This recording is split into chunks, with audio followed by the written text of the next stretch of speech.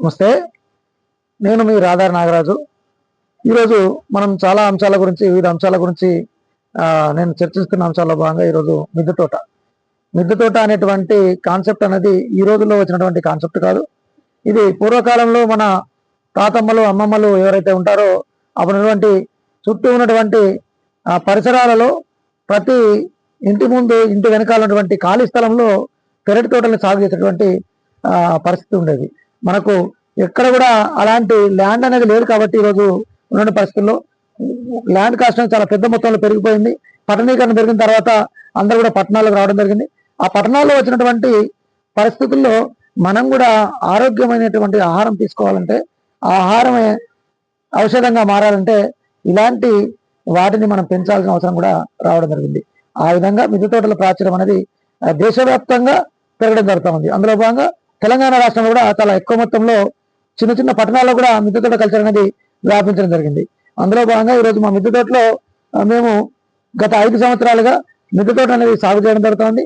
అందులో భాగంగా మేము దానిమ్మ, నిమ్మ, అదేవిధంగా బత్తాయి, తర్వాత పప్పాయ, అదేవిధంగా ఆకుకూరటువంటి పుదీనా, తర్వాత చుక్కకూర లాంటి చాలా రకాలైన ఆకుకూరల్ని, అదేవిధంగా డ్రాగన్ ఫ్రూట్ లాంటి పళ్ళ మొక్కలను కూడా, జామ మొక్కలు లాంటి మొక్కలు కూడా పెంచడం జరుగుతూ ఉంది. తద్వారా మనకు కూడా కొంతైనా మనం తింటున్నటువంటి ఆహారంలో ఔషధ విలువలైనటువంటి ఆహారాన్ని పెంచడం కావచ్చు.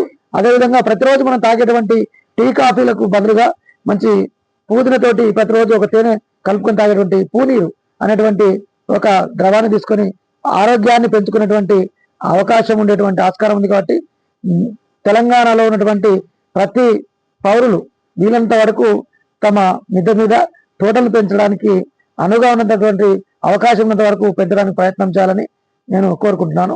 ధన్యవాదాలు.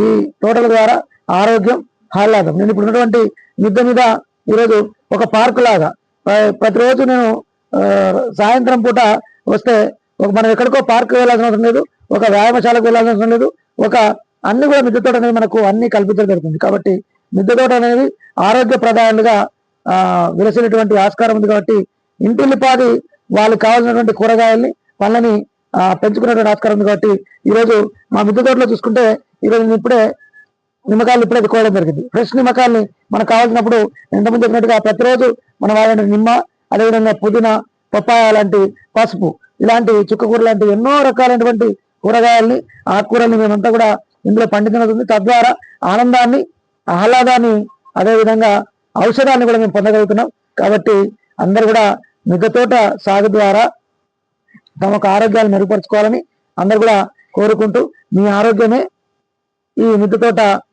సాగు చేయడం ద్వారా మెరుగుపడుతుందని, ఔషధాల పెంపుగా వాయువులు కూడా మీ ఇంటి వైపు వచ్చేటువంటి ఆస్కారం ఉంది. కాబట్టి అటువైపు మీ బాల్కనీలో కావచ్చు, మీ యొక్క ఇంటి ముందు కావచ్చు, లేకపోతే మిద్దె పైన కావచ్చు, పెరటి సాగు, మీ ఇంటి ముందున్నటువంటి మొక్కల్ని సాగు చేయడం ద్వారా మీరందరూ కూడా మంచి పండ్లని, ఫలాలని పొందేటువంటి ఆస్కారం ఉంది. కాబట్టి అలాంటి ప్రయత్నం చేస్తారని ఆశిస్తూ మీ రాధారి నాగరాజు. Thank you.